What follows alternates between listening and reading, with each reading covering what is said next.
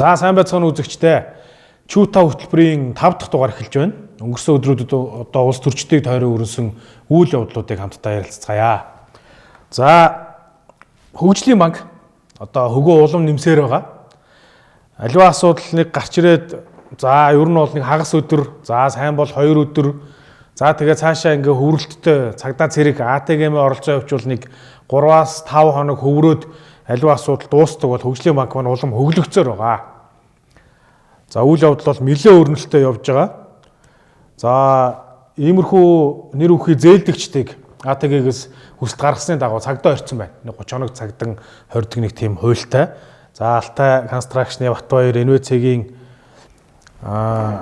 Баатар үлэг захирал, за Капитал банкны захирал байсан Ариун болд, за Шинэ Ярмаг төслийн Уган Баяр гэх залуучуудаас хоригдсон байгаа юм мэдээ байна. За мөн хөгжлийн банкны хуучин удирдлагуудаас одоо туузын дарга, гүйцэтгэх захирал, тэргүүндээ захирал, дэд захирал гэх мэт ийм алба ашижсэн ийм эрхмүүдийн 5 хүн гарч ирж байгаа. Эдгээрийг бас цагдаа орчихсон.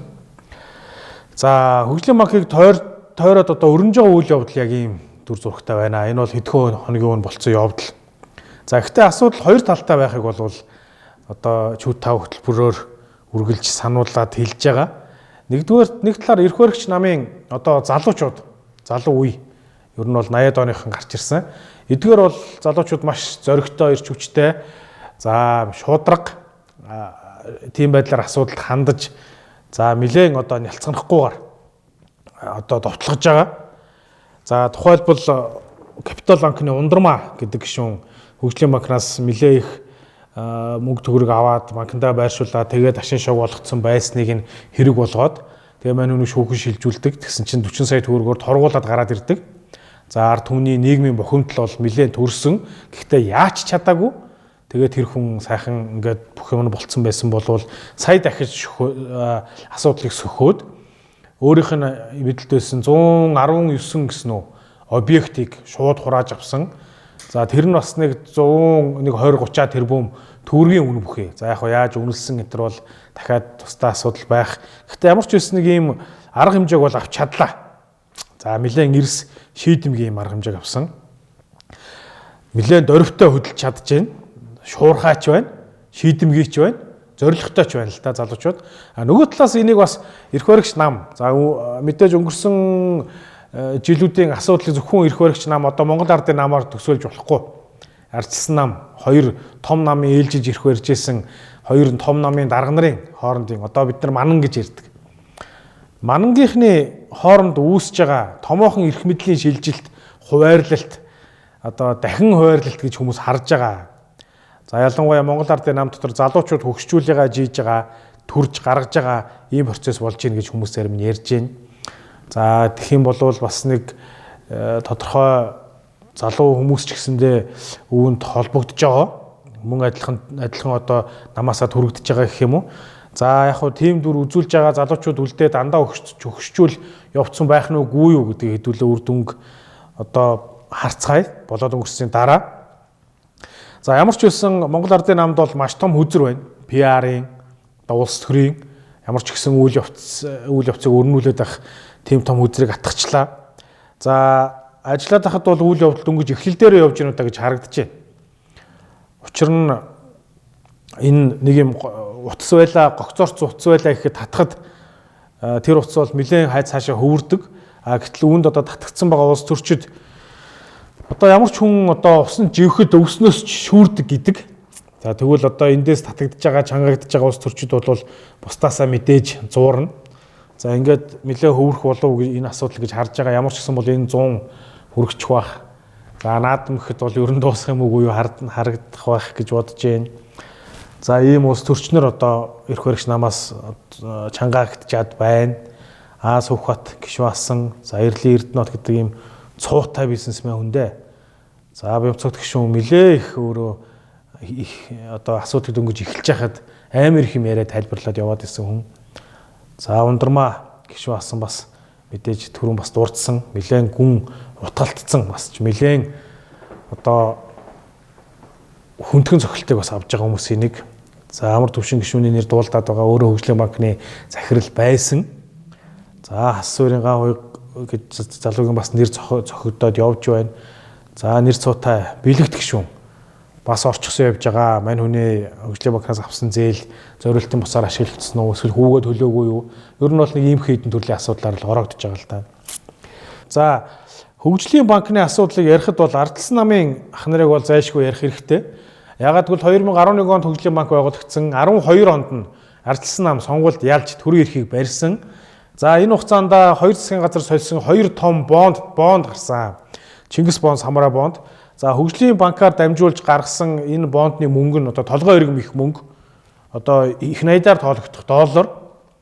За тэгээ захиран зарцуулагчийн ерөнхий сайд, за хөгжлийн тухайн үед эдийн засгийн хөгжлийн яам гэж байсан тэр яам. За яамны сайд нь Фортуна Батбаяр гэдэг хүнийг бол бид нар сайн санаж байгаа. За алтан уяг ерөнхий сайд байсан. За ийм байдаг. Тэгээд нэг бичлэгийг хэдүүлээ бас эргээд саная. Ийм бичлэг байна. Бид нар Чингис бондтой тэнцвэр хэмжээний тэр тараасан мөнгөтэй тэнцвэр хэмжээний юмыг өнөөдөр бүтээн байгуулалт руу хийчлээ л дээ. Тэг яг бид нар өөр хүүхдүүд тэгээд яванд ийм төгрөг мөнгө төлчихнө л дээ. За арай хамаагүй зарцуулаад байгаа юм биш үү гэсэн шүүмжийн хариуд мань өгж байгаа хариулт нь энэ юм байна. Гүй хамаагүй зарцуулъя л да гэж бүтээн байгуулалт хийж штэ. Тэгээ манай үр хүүхдүүд л төлчин үстэй гэж хэлжсэн ийм одоо зүйл байдаг. За тэгээд энийг бас хэдүүлээ иргэн саны хөгжлийн банктай холбоотой бас өөр зүйлүүд зөндөө байдаг. Яг энэ удаад энэ бичлэгийг л аваад ирлээ. Гэхдээ нэг нюанс байдгийг бас хэдүүлээ анзааръя гэж байгаа. Хөгжлийн банкны одоо зарцуулалтыг тухайн үед энэ Ардчилсан намын үед 16 оны сонгуулийг дуустал улсын хурлаар хилцэн шийдвэрлэдэг байсан. 16 онд Монгол Ардын нам төрийн эрхийг аваад 17 оноос нь хөгжлийн банкны одоо мөнгөний зарцуулалтын шийдвэрийг зүгээр л туузаараа гаргадаг болсон. Төлөөлөл өдөртөх зөвлөл тээ. За ийм нэг зүйл байгаа шүү. Энийг саная. За дараагийн мэдээ Ардчилсан намтай холбоотой. За Ардчилсан намын дотор одоо нэлээд их хөл хөсөөн болж байгаа. Тэгээд шүүгийн шийдвэр сайхан гарчлаа. Эцэслэгдээ гарцсан. За Эрдэнэ гуайн толгойлдог талын Ардчилсан намыг ерөнхийдөө албан ёсны эрх бүхий субъекттэй гэдэг ер нь тогтооцсон юм байна. За тэгэнгүүт Ардчилсан намын дарга О цогтгэрэл гэдэг ийм хиллэг өөрөө жоохон утгагүй болчлоо. Одоо яагаад гэвэл тэрний одоо О цогтгэрэлгүйн одоо даргалж байгаа Ардчилсан намын тал гэдэг субъект байхгүй болчлоо. Шүүхээс тооцсонгүй тамгын хуурамч гээд бүр тийм шийдвэр гарсан. Тэгээ одоо мань хүн за асуултын тэмдэг тавьж одоо гангарлаа. Мань хүн тэгээд ихтэй одоо энэ 3 сарда багтааж Ардчилсан нам нь их хурлаа хийнэ гэсэн. Ээлжид бас их хурл. Тэргээр нь одоо бас нэг юм сонгуул Монгол одоо ингээд дарга марга асуул хөгдөн. Эрдэнэгоо бол 2 удаа 2 сонгуул дараалуулад намаа навс ялагдуулсан хүн. Өөрөө хүртэл ерөнхийлөгчийн сонгуульд өрсөлдөөд 3 хүнээс 4-т нь орсон ийм хүн байдаг. За тэгээд мань хүн бас улс төрийн хариуцлагыг хүлээх ёстой. Хүлээж ийн гэсэн нэрийдлэр тулгат гэдэг залууг намын даргаараа тавьсан боловч тэгээд дараа нь өөрөө тулгаттайгаа таарах ойлгонгуудаа зүгээр боловлцсон нэг ийм хүн байдаг. За тэгэхээр 3 сард багтаагаад намын ээлжид бас их хурал болон тэрүүгээрээ дахиад намын даргын асуулт тавигдахад энэ цогтгөрөл энэ талынхан одоо хэр хүчтэй орж ирэх үү те аймагуудаа орон нутгатаа хэр нэрмэттэй байх нь вэ? Хэр одоо олон дэмжигтэй болсон байж чадах нь үү гэдэг ийм асуудлыг бол бас харцгаана магадгүй цогтгөрлж ихнээс Ардчилсан намын дарга болоод гараад ирэх юм магадaltaй байгаа. За Ардчилсан нам нь ингээд асуудал бужигнаж хахад Ардчилсан холбоонд бас бужигнаад эхэллээ. Ардчилсан холбоо бол одоо 89 оны өвөл ард түмнийг талбай дээр уриалан дуудаж ийм сайхан сэтгэл зүрхний жагсаал хийжсэн. Монголын Ардчилсан холбоо бид чамд итгэж байна гэсэн лозунтай энгийн ард жинхэнэ сэтгэлээрээ дуудлагаараа ирж агсаж байгаа. Ийм жагсаалыг бидний сүүлүүд харахаа байсан. За эс зөрөггүй талигч ингээд олон түмнийхээ нуруунд дээр ард түмнийхээ нуруунд дээр хүндэтгэлтэй заларч жагсаалыг өдөрддөг байлаа. За Ардчилсан нам нь бол Содом зүүндийн Эрдэнэ дарга болон түүний талынханд одоо байж байгаа. Сая шүүхийн шийдвэр гарсан тухай ярьлаа. Харин Ардчилсан холбоо нь яг түүний эсрэг талд одоо экс ерөнхийлөгч Батулгын талынханд байгаа. Ирэх мэдлэн. За тэгээд Эрдэнэгийн талынхан нөгөө талынханаас Ардчилсан холбоогооч гэсэн бас авахыг хүсэж байгаа ийм үйл явц өрнөчлөө. Ардчилсан холбоо яг хөө жилдээ 2 удаа хуралддаг ийм субъект байсан чинь төрийн бус байгууллага. Тэгсэн чинь 2007 онд Батулгын тэргүүн болоод тэгээд тэрнээс хойш нэг ч хуралдаагүй тэгээд дарган ч гэсэн солигдоогүй ийм байдалтай явж ирснийг Монгол хүү Цэрэнбат нарын тэргүүтэй юм залуучууд гээгүнтхэн ардчилсан холбооны үндэсний зөвлөгөө гэдэг ивентийг санаачилж хийгээд тэгээ заалнаас нэрээ дэвшүүлээд Монгол хүү ардчилсан холбооны тэргүүн болчлоо. За юу гэж нэрлэдэг бас санахгүй байна. Гэхдээ ямар ч гэсэн хуучны зохицуулах зөвлөл гэдгийг үүсгээд ерөнхий зохицуулагч гэдэг албан тушаалыг үүсгээд Монгол хүү болгож байгаа гэсэн ийм зүйл бас гадуур явж байна. Ардчилсан холбооны ерөнхий зохицуулах зөвлөлийн ерөнхий зохицуулагч Санжаа Сүрэнгийн зориг гэдэг хэллэгийг бол та бүхэн эргээд санаж байгаа бах. Одоо тийм хүн Монгол хүү болж байгаа юм байна. За ингээд эдгээр санаачлахын гартаа авангуудаа 3 сарда багтаагаад Монголын ардчилсан холбооны 5 дугаар их хурлыг хийнэ гэж зарлцсан. Гингүүт нөгөө тал нь ингээд одоо эсэргүүцэд гараад ирлээ. Энэ бол юу хүмүүс болчихвоо, хууль бусаа, тамга тэмдэг, албан ёсны туг талбай бидэнд байна. Өөр хүмүүс ингэж ашиглаж элдв янз юм хийх ёсгүй. Үндэсний зөвлөгөө гэдэг ивент манай ардчилсан холбоонд байдгүй. Үндэсний чуулган гэж байдаг. Чуулганаараа их хурлаа зарлаа тэрийг хийд юм аа. За ингээд энэ залуучууд цаашаа хамаагүй туг талбай хамаагийн ашиглаад яваад байвал одоо хуулийн хариуцлага өгөх болно. Та хүлээх болно гэд. Тэгээд цагдаад өгцөн гэдгээ бол хэллээ. Пүрбаатар гэдэг энэ хүнийг таньж байгаа бах. Одоо Батболдоггүйн одоо фракцэн гэдэг юм уу нийлдэг улсуудын нэг. За ийм хүн явдаг. За тэгээд энэ хүн хэлэхдээ тэр Монгол хүү гэдэг залууг бол мэдэхгүй. Ардчилсан холбооных биш гэж мэдгдсэн. Монгол хүн хариуд нь болохоор би 1999 онд 16 настайдаа гал халуун сэтгэлээрээ ардчилсан холбоонд элсэж орсон хүн байна гэж батлаад байдаг. За нэг юм болоод байдаг. За хэрүүл хоорондоо бас барьцтай. Одоо барилдаа ингэж үзэх юм бол би юунесээ барьц авж байгаа. Нэг тал нь болохоор ардчилсан холбоон дээр байж байгаа энэ өмч хөрөнгүүдийг хамаа намаагүй барьцаан тавиа зээл аваад ингээ шамшигдуулдаг гэсэн ийм одоо баг тийм эрүүгийн хуулийн залилангийн мэлэнгийн юм ярих гэдэг. Нөгөө тал нь ч гэсэндээ ардчлалынхаа барьцаануудад орон сууц өгнө гэдэг. Тэгээд 200 дүүний орон сууц барьчингуудаа тэрийг тэдэртээ өгсөн юм байхгүй шууд 8-нд оруулаад зарцсан байгаа юм явдал байдаг гэдэг. За гихмээр ингээ хоёр талаасаа асуудлуудаа хилцээд хэн нэгэн ардчилсан холбоог авах нэ гэж.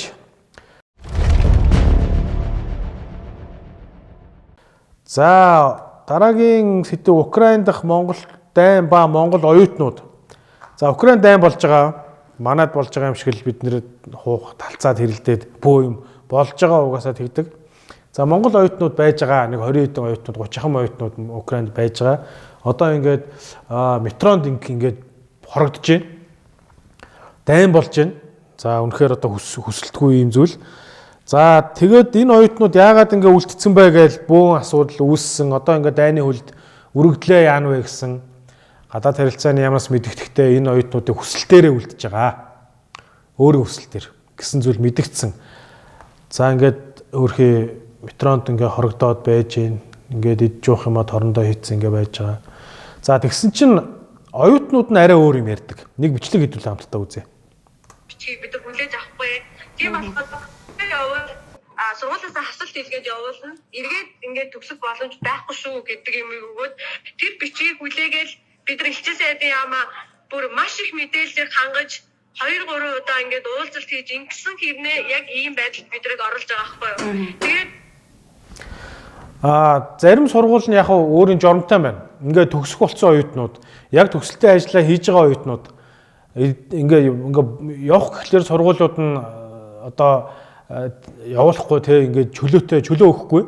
Нэг бол сургуулиасаа гар эсвэл нутгийнхаа гадаад харилцааны яамнаас бичиг авчраа гэсэн зүйл ярьдаг. Оюутнууд тэгэнгүүт гадаад харилцааны яамда хандсан. За гадаад харилцааны яамны сайд Батцэг гэдэг ийм ихч байдаг. За орос хэллээр ус цас болохыг нь бид нэр харж исэн. Англиар бас ус цас болохыг нь бас бид нар харж исэн. Мань хүний тийм видеонуудыг өөрөө цацсан байдаг. За тэгээд тэгсэн чинь гадаад яамдаа тэрийг мэдэгдээд дайн болох гэдэг бид нар буцмаар байна. Сургууль руу минь бичиг явуулаад өгөөч гэж гуйхад ийм зүйл ярьсан. Энэ бичлэг арай өөр бичлэг байгаа. Тэрийг нь дараа үзүүлэх учраас наан хэлчихье. Юу дайн болох вэ? Дайн болохгүй штэ гэд инээсэн гэдэг. Тэгээд дайн болох юм уу тэгвэл наатаха батлаатгал та гэж гисэн гэдэг. Ямар ч гэсэн өсөлтийн шуурхаа хүлээж аваа шуурхаа шийдвэрлэж өгөөгүй улмаас оюутнууд тэнцээ байж байгаа гэсэн нэг юм асуудал үүсчлээ. За тэгээ Батцэггүйн талаар энэ хүмүүс ийм бодолтой реакцтай байна. Сайд хийх чадамж байхгүй, чамд мэдрэмж байхгүй. Мэдлэг алга чамд. За ингээд залуучууд гомдсон байна. Одоо дайн болж байна. Дайны бүс нутаг дээр яг дайны хөлдор байгаа хүүхдүүд л байгаа шүү дээ, оюутнууд гэдэг чинь. Тэгээд тэдний ар гэрийнх одоо ямархуу сэтгэл зүйтэй юу ямар байгаа бол гэдгийг бол бид нэр ойлгож явах хэрэгтэй бах. Мэйли гэдэг ийм фэйсбүүк хаягнаас саяны зураг нин бичлэгүүдийг авлаа. За тэгээд улсын онцгой комиссийн дарга шадар сайд амар сайхан үүрэг өгөөд яаралтайгаар энэ асуудлыг шийдвэрлэж оюутнуудаа татан авах талаар ийм одоо ажилдаа орсон. Тэгээд энэ ажил маань аль хэдийн эхэлсэн мөн тэгээд зарим оюутнууд Польшийн хил рүү амжилтаа орлоо гэцгээж байна. За тэгээд Монголын хөх тэнгэр ивэгээд Монгол залуучууд маань 9 минут их нутагтаа хүрээд ирцгээчих байхаа. За өнөөдрийн бэлдсэн сүүлчийнхаа сэдвийг орон нийслэлийн асуудлаар сумын озор дарахтаа санаанд өгөөд харалдаад заргийн өнрөө маань ийм яриа авсан. Мань хүн ингэж хэлсэн байна. 5 секундын бичлэг үзье. Хүнд өмнө хэлэх хэрэгтэй. Нэг хэсэгтээ төвжирнэ ойлгомжтой. Төвжирэхэд бол бид нар системтэй хувь шаттай бодлого явуулна. Заримд нь хатуу бодлого, заримд нь зөөлөн бодлого, зохицуултын бодлого. За ард түмэндээ үннээ хэлье. Бид нар нэг хэсэг төвжирнэ гэж хэлсэн. За үнэн хэлсэн гэж яагаад нөө их баярлж байгаа. За хэлсэн гэдэг бол яг хааштай хэлсэн хэлээгүй бид нар бол мэднэ. Бид нар өөрсдөө одоо энийг үзэж байгаа та би бид нар бүгдээ өөрсдөө төвжирлийн эдис төвжирүүлэгчд. За бид нар бол хүн шиг адилхан замтай, гүүртэй, цагдаатай, гэрлэн тохион системээр ажилтдаг ийм тогтолцоотой. Гэтэл яагаад төвжирээд байна? Зүгээр л тоо нэгтцэн. 1 литрийн бетон дотор бид нар 20 литр ус хийх гээд хийчээд ингээд дотроо цалгилцаад сууж байгаа юм ард түмэн байгаа. За энэ төвжирлийг одоо аяндаа бий болсон гэж үзэж болно. Яагаад гэвэл тухайн үедээ асуудал юм болохыг мэдрээгүй. Дарга удирдлагуудын одоо бас л алсын хараагүй мэдлэггүйгийн харгаа. Яг нэг талаас бид нэр хааштай л бид нар бүгд л эхэлж байсан шүү дээ. Хин ч мэдгүй л байсан шүү дээ. Хин энээсээ илүү гарах юм бэ? Галландын Жаргалан хаан гэдэг хүн ирчээл яаж болохтжээлаа. Халтар царайд гэдэг кинонд улсаараа яаж орчоод жүжигчд нь хөл алдаж гүйжээлээ. Бид нар ард түмнэр л ийм л байсан шүү дээ. Гэхдээ нөгөө талаар яг хөө арай илүү юм үтсэн, арай илүү алсын хараатай мэрэгэн шийдлийг олоотхоо ирээдүйд учрах гай зовлонг урьдчилж хараад тэн дээр зохицуулж шийдвэр гаргаатаа гэж бид нар дарга нараас сонгодог. Тэгэхээр бас тодорхой хүрээд дарга нараас энэ асуудлыг хариуцлагыг шийдэх нь зүйтэй. Хуучин дарга нараас шүү дээ. Хуучин одоо хотын дарга нараас өнөөдөр ингээд хотыг удирдах байгаа сүүлийн үед удирдах байгаа дарга нар бол энэ төвжирлийг өөрсдөө бий болгоогүй нь үнэн. Тэгэхээр энэ тэр дарга нарч бид нар ч яг адилхан болгосон гэсэн ийм асуудал үүсдэг. За яагаад энэ асуудлыг энэ яриаг онцолчваа гэж тэгж байна. Мань хүн бас хотын дарга ярианда гашуун арга хэмжээнүүдийг авах болноо гэж мэдгдсэн байна. За энэ дээр бол алга ташмаар байна. Ер нь бол манай дарга нар үе үеийн удирдагчид, эрх баригч нараас сайхан шийдэмгий им хэдий гашууч явдал тустай гэдэг. Худлаа ингээл ноолол яг тэр үед үүсэж байгаа жижигхэн өвчнийн дарчаал мэдээгүйжүүлэх тариа хийжэл байгаад иж болохгүй өвчний их үүсвэртэй тэмцэх хэрэгтэй. За тэгэхэд бол өвддөг ийм гашуун байдаг. Та бид нар мэднэ. Өвчин тусчаад эмчлүүлэхэд ямар байдаг вэ? Яг л тийм зүйлийг бид нэр давж туулж гарах ёстой байдаг. Ард түмэндээ энийг бас өөрсдөө ойлгох ёстой. Ялангуяа сөрөг хүчин гэдэг газар бас ойлгох ёстой байдаг. Ягаад гэвэл жижигхэн ийм өвдөлтөн дээр хамгийн түрүүнд гарч ирээд ард түмнээс овоохоо болиё. Ард түмнийг одоо хэлбэлдүүлэхээ болиё гэж гарч ирээд идэг. Ийм газар бол сөрөг хүчин байдаг. Тэгэхээр бид нэгэн хэсэг хугацааны шийдвэрт арга хэмжээнүүдийн одоо ийм дөргөлт, цохилт, хорсголт, өвдөлтийг бол давж гарч иж том асуудлуудаа шийдэж чадах уу гэж би хардаг. Тийм болохоор яг энэ жишээ нь түрүү чи нөгөө хөгжлийн банк бас ороод байгаа. Энэ эрх баригч энэ залуучууд байгаа учраас шийдэмгий арга хэмжээ аваад нэлээд хүчтэй явж байна. За мэдээж үр дүн гарсны дараа бас эргээд дүгнэхэд зохистой байдаг. Одоо бол зөв бурууг нь яриад явахд бол зохимжгүй. За хотын даргын хувьд ч гэсэндээ төвжирлийн эсрэг шийдэмгий гашуун арга хэмжээндийг авнаа ард түмнээ ойлгоорой гэж хэлсэн байна. За үүнийг бас хүлээж авах ёстой болов уу гэж бодож байна. Ямар ч гэсэн харъя чадах нь үгүй юу гэж одоо хэлмээр байгаа. Тэгээд чадчихвэл мань хүний бас нэг ихлүүлсэн ажил гэж үлдэх бах. Чадахгүй болвол одоо бусдал одоо ирж ил байдаг, явж ил байдаг бусад дарга нарын нэг болж үлдэх баха. За Тэгээд дараад нь өнрөө нэг ийм нэг бичлэг хийсэн байсан. Анхаарал татсан. За тэр нь юу вэ гэхээр буруу өрүүлтэй автомашиныг оруулж ирэхийг хориглож болцшгүй юм байна. Ийм одоо шийдвэр гаргахаар бол бас зам тээврийн яам дээр судалгаа тооцоо хийгээд ажиллаж байгаа юм байна. Ойрын хугацаанд буюу өнөө маргааштай нийслэл иргэдийн хурал төвчрлийн асуудлаар хуралдах нь мэдээлэл. За авах арга хэмжээний нэг нь буруу өрүүлтэй машиныг хориглох юм шиг байгаа юм.